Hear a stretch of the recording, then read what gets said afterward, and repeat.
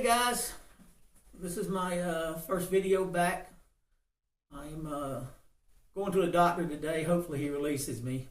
But I wanted to send a shout out to everybody that supported me. Guys, it's been overwhelming. I appreciate it. I really do. I didn't realize so many people followed us.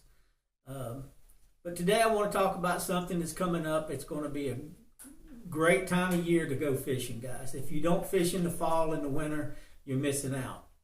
And that's spoon fishing. You can load the boat fast spoon fishing. You can find them in ditches and on ledges, and boy, you can just get the spoon down there and wear them out. It'll fire up a school, even if they're just laying on the bottom, kind of dormant feeling. You can drop that spoon down vertically, or you can cast it out and hop it back. And there's a couple of ways to fish it I want to talk about, because a lot of people overwork a spoon. They think they got to really, yank it up and down, and you don't. You really just a pop of the wrist and follow it back down. Sometimes you want to lift it up high and follow it back down. But a couple of times when you're jigging that spoon, it'll really fire up a school. If you catch one off of it, all of a sudden the whole school will fire up, and you can put 30, 40 in the boat. Ledges, ditches, look for the bait, but it's a good time to spoon fish. Even when they're on top in November, and they'll come up on top a lot of times. You can cast a spoon to them, and you can reel it across the top, skip it across the top, and then just start reeling it, and they'll hit it. Vertical or casting it. If you want to hop it back, if you don't feel comfortable vertical fishing, and one thing you want to do vertically, you want to keep the bait above the fish.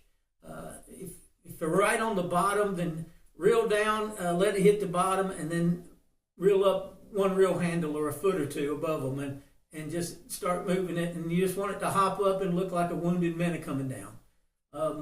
I like 2 or 3 different kinds of spoons on ours. It's only really 2 that I fish. I fish the white with the silver prism on it, and the white with the blue on it, prism on it. And reason is the blue, they can see it good in deeper water. That's why blue lily is so successful in deep water. But blue lily is it's a phenomenal color in any clear water lake. But the silver and the white, I use it most of the time because I don't have to. They say use a solid color like a white when it's overcast, and a silver or a chrome one when it's sunny out. Well, if you've got white with a little bit of prism on it, then you got to switch spoons. You can fish the same spoon. What you want to do is our spoons at Lanier Baits, they're a lot like a Flex-It. We call it the bend 'em spoons, or bend it spoons, because you can bend them and you can adjust the fall rate. In other words, if they're straight, they just go up and down like this, and they'll move a little bit. But if you bend them just a little bit, it'll hop up and wiggle a little bit and then come down at an angle. Hop up and wiggle, maybe come down at an angle. So that changes the presentation. One thing you don't want to do is, like I said a second ago, overwork it. When you lift it, just a snap of the wrist. Snap of the wrist like this. You want to lift it up high to get it above their head and set it back down. But you always want to stay above the fish. Now there's one thing, especially if they're right on the bottom, you can get it above their head, but when you set it back down, they see it.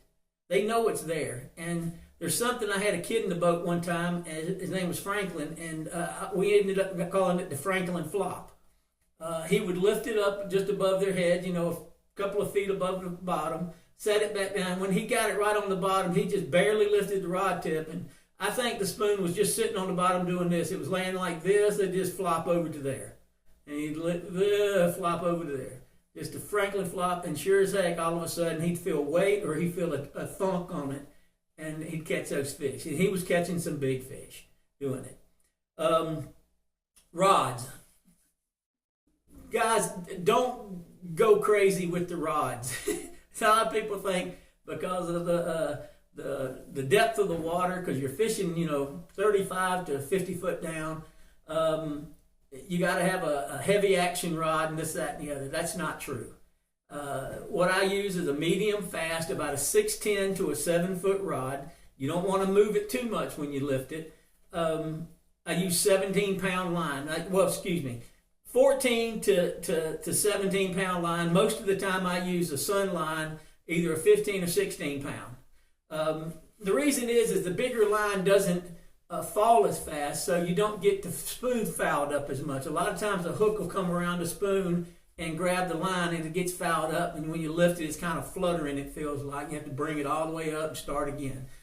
Go to a heavier line. I use a fluorocarbon, and when it's down that deep, they're not going to see that heavier line. It'll also help you get the bait out if you get it caught up in a tree or something, or a limb if you're on something, or a stump if you're in a stump field or something like that.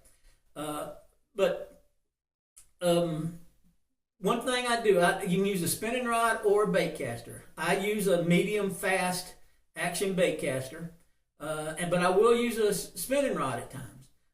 With a 3/4 ounce, I use the bait caster. If I'm going to a lighter one, like a 1/2 ounce one, or if I'm, I'll tell you, I cheat a little bit. I use a Rapala jigging wrap.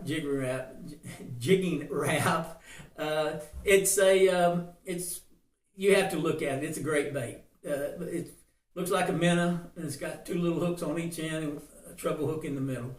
But I'll use a spinning rod with that. And the reason I use a spinning rod is the line comes off easier with a lighter bait like that. You can work it the same way, but I always use a split ring in one of our swivels with a spoon on a spinning rod. If not, your line twist will get terrible. On a bait caster, a lot of times I don't use a swivel, and the reason being is that you're going to get line twists as you're jigging it up and down. But a lot of times if you'll drop your spoon back down and lift it up and just hold it, the bait will start spinning. The line twists will start coming out, and the bait will just start spinning down there in the water, and a fish will come up and hit it. Don't ask me what it looks like. It might be a disco ball, but they're down there and they'll come up and hit the thing. So keep that in mind. Don't overwork it. I've told you that. Stay above the fish. Always stay above the fish. Their eyes are on top of their head, and have fun doing it. It's a lot of fun spoon fishing. You can go out and really load the boat. I know Big Earl and I went out several times, and at one spot we put 25 in the boat, and then moved to the next spot, put another 25 in the boat, and in 2 hours we had over 50 fish, and we were done. We said, well, we're out of here. Let's go. All right, now that's spoon fishing. Don't forget, if you use a spinning rod, make sure you put the swivel on there. I've got a little swivel. I don't know if you can really see that, but I've got a little swivel and a split ring up above this 1/2 ounce spoon. I use that on the spinning rod. All right, don't forget, it's coming up that time of year too, is the Damiki, the swimmer, the hover shad, and guys, I still drop shot in the wintertime, in the fall. It's really, really good. Don't be fooled. And one of the colors that for some reason they love it is Sweet Rosie. Sweet Rosie in the wintertime on those deep fish, 35 to 50 foot down, they love it on a drop shot. And something else I do on a drop shot, don't forget this because it's crucial for wintertime drop shot fishing, is I go to a little longer tag in. I normally go to a 24-inch tag in, a longer tag in, to get that bait up off the bottom, because if they're belly to the bottom, it's still above their head. They can go look at it and then come up and eat it. Hope that helps. Guys, again, thank you so much for all the support. Like I said, I'm headed to the doctor today. Hope he gives me some good news, and then going back next week and see if they'll release me. I'm so tired of sitting on the couch. I don't know what to do. But thank you so much, and we'll talk to y'all later.